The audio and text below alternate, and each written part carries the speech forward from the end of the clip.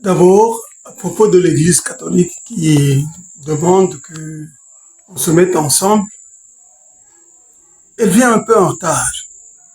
Ça fait déjà un temps que l'UDPS, le président Chilombo aussi, demande que tout le monde se mette derrière la gestion du pays de façon à ce que nous puissions gagner cette guerre.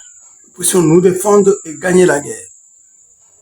Donc eux, ils arrivent, ils jouent un peu la mouche du coche, hein, qui, au moment où on n'en a vraiment pas besoin, ils viennent tenir des propos. Mais c'est bon de tenir ces propos-là.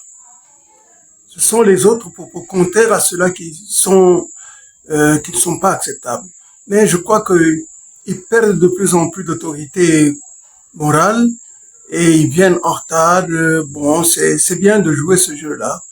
Enfin, il faut les laisser jouer parce que si on leur dit non, non, non, on n'a pas besoin de vous, non seulement ça sera mal vu, mais ça sera contre-productif dans le sens qu'on va dire, mais voilà, nous sommes en difficulté, il faut que tout le monde s'entende, il ne faut pas chasser les... Mais je trouve que ils ne sont pas très importants en ce moment-ci. Est en train de faire ce qu'il faut pour défendre le pays. La paix des États-Unis. Les États-Unis, il faut se rappeler ce que les États-Unis ont fait dans le cas de Goma. La veille de l'attaque par le M23 et de l'armée rwandaise, les États-Unis ont demandé à leurs citoyens de quitter Goma. Tiens, est-ce que ce n'est pas le même scénario que nous allons vivre ici? Tout d'un coup, ils demandent à leurs citoyens de quitter Kinshasa. Pourquoi? Parce que leurs citoyens sont en danger. C'est-à-dire quoi? Il y a une armée qui va attaquer Kinshasa. On dirait, c'est ça que nous pouvons nous poser comme question. On dirait qu'une armée va attaquer Kinshasa. Une armée qui est gérée par qui? Beaucoup de gens se trompent. Ils croient que par exemple à Goma, c'est Kagame qui a décidé de faire ça. Moi, je suis absolument sûr que ce n'est pas Kagame qui a décidé de faire cette attaque-là. De même que s'il y a une attaque à Kinshasa où il y a des troubles, ils auront été provoqués par les États-Unis. Ce n'est pas par hasard qu'ils demandent à leurs citoyens de quitter la ville.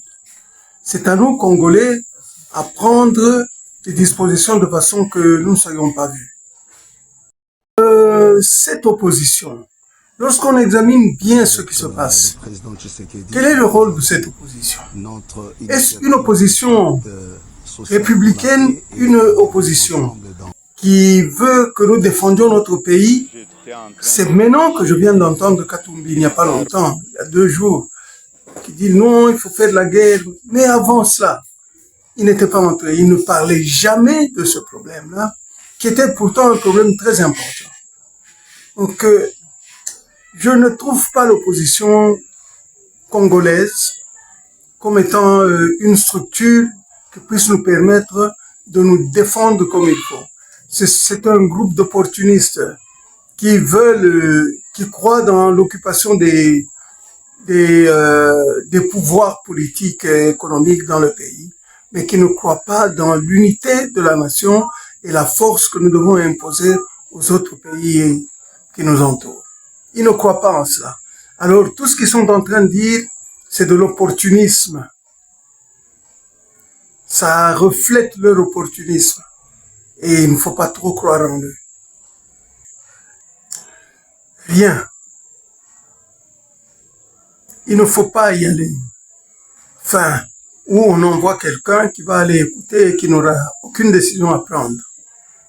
Sinon, la Tanzanie, comme je l'ai dit dans d'autres rencontres, la Tanzanie est le point focal de la Grande-Bretagne pour déstabiliser les pays africains. Idi Amin, celui qui a précédé Idi Amin, ceux qui sont plus après Idi Amin ont été formés en Tanzanie. Et les mouvements sont partis de la Tanzanie et ils ont changé la vie de tous les peuples, le peuple ougandais, le peuple kenyan, le peuple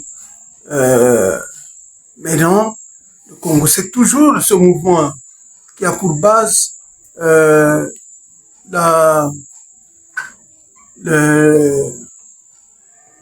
la Grande-Bretagne comme source.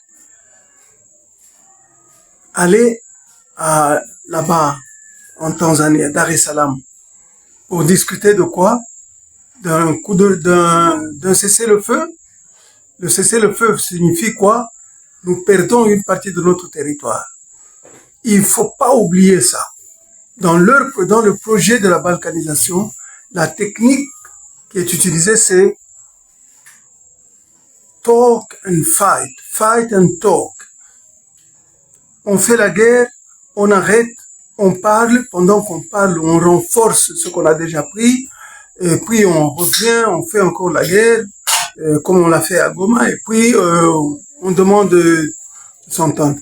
Il ne faut pas, il faut aller écouter ces gens-là, il faut envoyer des gens qui vont les écouter, mais personne pour prendre une décision qui engage le pays. Et il faut se poser la question quel est le contenu de cette discussion, de ce dialogue? Quel peut bien être le contenu? Kagame va dire, voilà, vous insultez les Tutsis, maintenant nous avons occupé tel et tel parti, nous n'allons pas quitter cette partie-là. On s'entend pour que nous ne prenions pas d'autres partis de votre pays. C'est ça. Eh bien, si c'est ça, il ne faut pas y aller. Tout le monde sait que ces militaires sont au Congo, il n'y a pas à dire. Tout le monde sait que le M23 n'existe que parce que Kagame est là, que le M23 est plein de Rwandais. Il n'y a pas à dire. C'est quelqu'un qui ment, qui nie tout, qui raconte n'importe quoi. Mais ça, si les Occidentaux utilisent ces subterfuges de Kagame, bon, ça c'est à eux. Hein.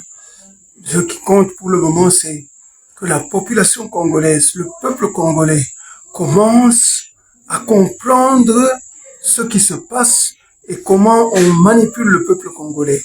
Que le peuple congolais soit déterminé à mener la guerre à tout ce monde-là. Que le peuple congolais sache que ça sera une guerre très difficile, mais il faut la mener. Sinon, ils vont nous exterminer. Comme ils ont exterminé les Congolais à l'Est. Ils l'ont fait, hein.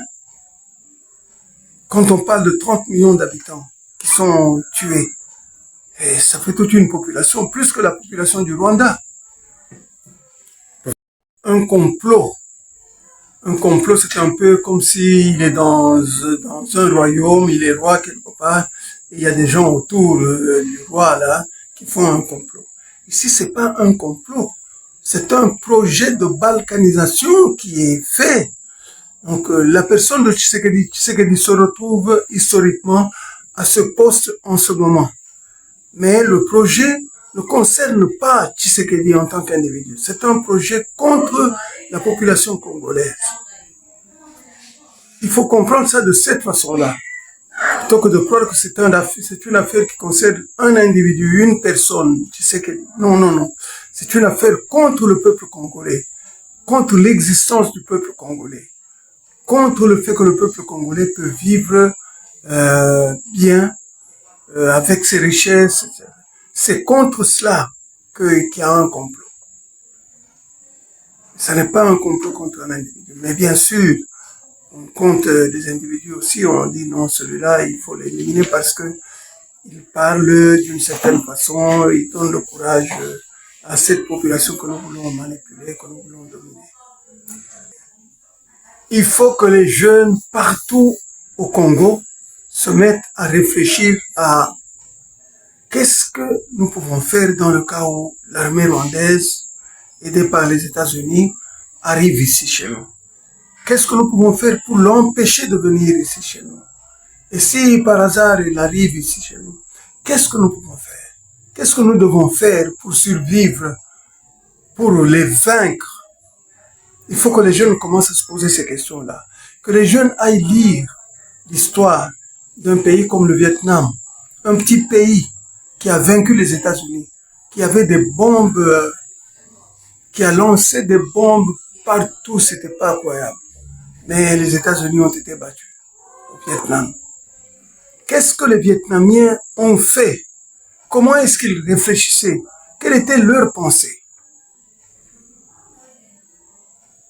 Sinon, nous allons être balkanisés, dominés, esclavagisés.